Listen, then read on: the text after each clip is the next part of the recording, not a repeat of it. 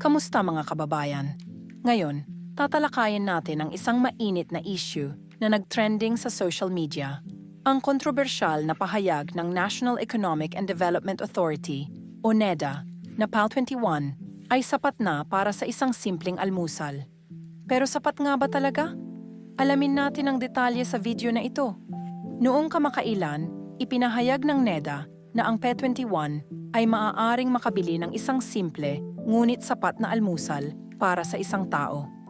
Ayon kay NEDA Secretary Arsenio Balisacan, ang halagang ito ay batay sa isang food threshold na idinisenyo ng Food and Nutrition Research Institute, FNRI.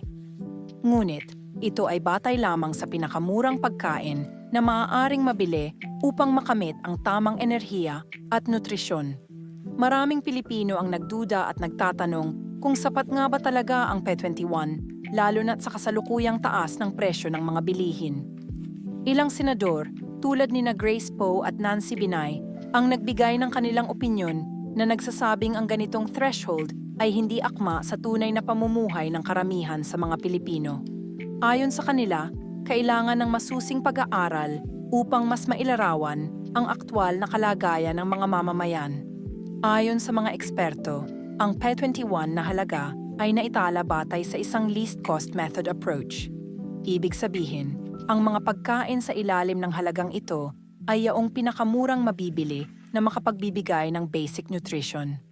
Ang mga halimbawa ng pagkaing ito ay scrambled egg, kanin, at kape na may gatas para sa almusal.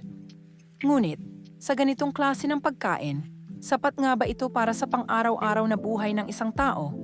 Dahil sa isyong ito, nanawagan ang mga mambabatas at ilang sektor ng lipunan na muling suriin ng NEDA ang kanilang poverty threshold upang mas maging totoo sa sitwasyon ng mga Pilipino.